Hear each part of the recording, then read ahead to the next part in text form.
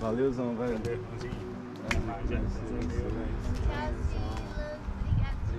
Obrigado pelo mingau.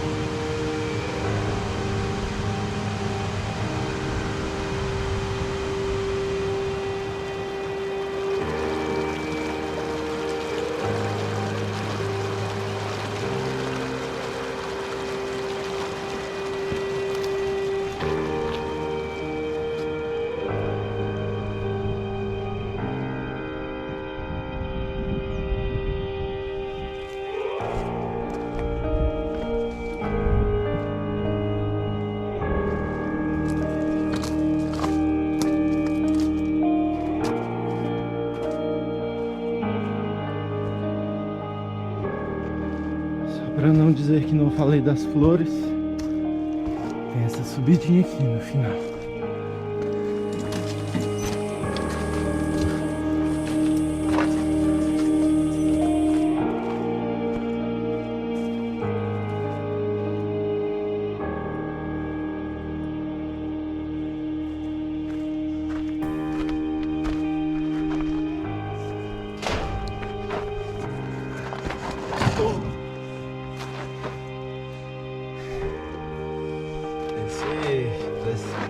Fica a dica já, hein? Fica a dica.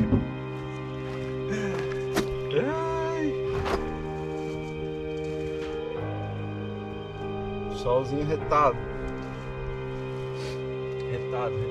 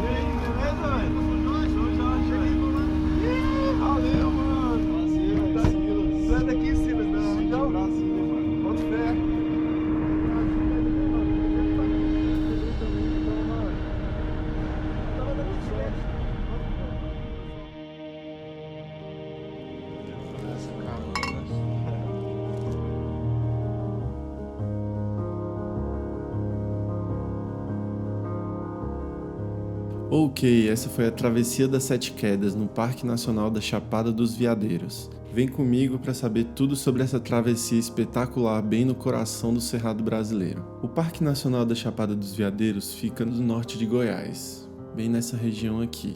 Mas a região de influência do parque, abrange um território extenso que cobre os municípios de Alto Paraíso, São João da Aliança, Colinas do Sul, Cavalcante e Teresina de Goiás. São literalmente centenas de atrações naturais que são acessadas principalmente por essas estradas aqui, entre Alto Paraíso e Colinas do Sul e entre Alto Paraíso e Cavalcante. A própria viagem por essas estradas é um espetáculo à parte. Uma dessas atrações é o Parque Nacional em si, que conta com diversas atrações que levam até cachoeiras sensacionais ao longo do Rio Preto. A maior delas é a Travessia das Sete Quedas, com aproximadamente 24 km de extensão. O acesso ao parque se dá aqui pela Vila de São Jorge, que é um local icônico na região, com suas ruas de terra e sua atmosfera única. O Mirante do Pôr do Sol é um lugar ideal para finalizar o dia após aproveitar as trilhas no parque. Para quem vai de carro, há um estacionamento pago bem aqui na entrada do parque. A Travessia das Sete Quedas é aberta apenas no período da seca, de abril até outubro mais ou menos, quando é seguro fazer a trilha. O início e o fim desse período são variáveis, porque depende do clima de cada ano.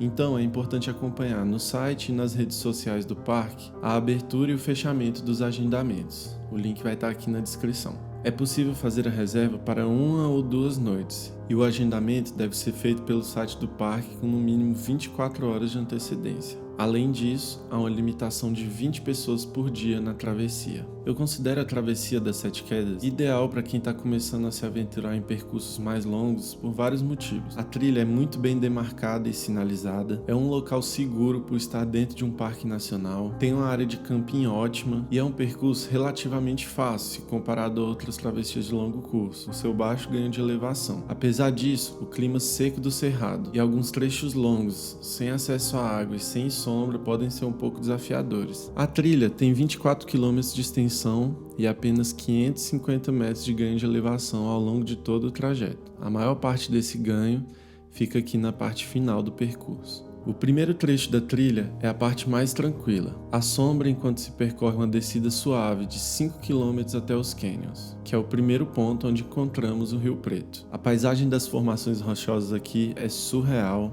e vale a pena a parada para se refrescar em um dos vários poços que se formam aqui. Dali percorremos mais 4 km, margeando o leito, até o ponto em que atravessamos o Rio Preto. Neste momento, é muito importante se abastecer de água para o próximo trecho. Nessa parte aqui, nos afastamos do rio e percorremos um trecho de 8 km, sem sombras e sem acesso à água. Há um ganho de elevação de 100 metros distribuído ao longo do caminho, com uma escarpa aqui 2 km antes de chegar ao camping. Nesse trecho eu apertei muito o passo para dar conta de chegar a tempo do pôr do sol, então eu nem lembrei de tomar água. A área de camping é toda em areia e é bem na beira do Rio Preto. Há um poço enorme para nadar e a cachoeira fica a 500 metros. Não dá vontade de sair nunca dali. Por isso, para quem tem tempo, eu recomendo que agende 2 noites para ficar um dia inteirinho ali só aproveitando o camping e o rio. Aqui no último trecho, atravessamos novamente o Rio Preto. E assim que nos afastamos dele, enfrentamos uma subida de um pouco mais de 1 km, para depois percorrer os últimos 4 km da travessia por esses campos limpos do Cerrado, com a vista do Morro da Baleia ao fundo.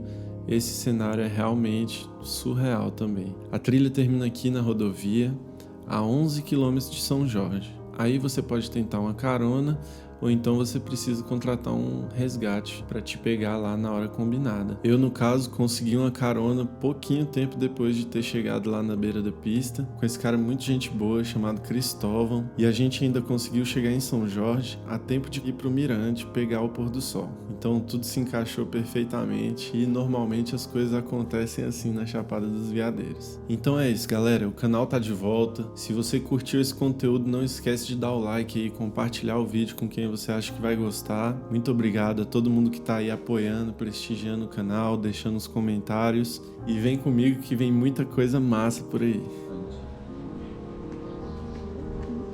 Carne moída com gueiroba.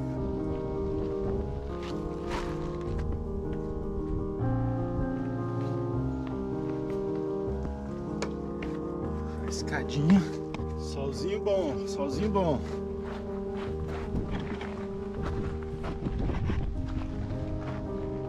Ô, ventinho bom pra esfriar a cabeça. Ai, não. Véi, olha só que delícia isso aqui.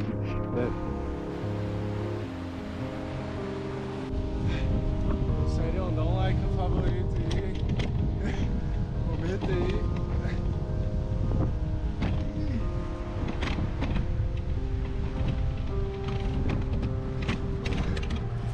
Acho que vale, né, velho? Vale não?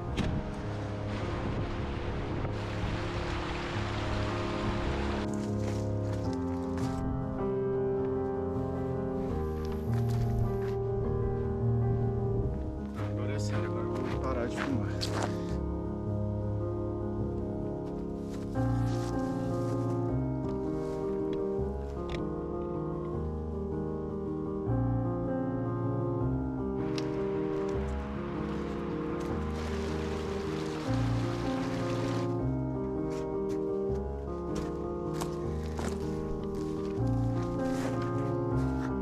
Acabou-se.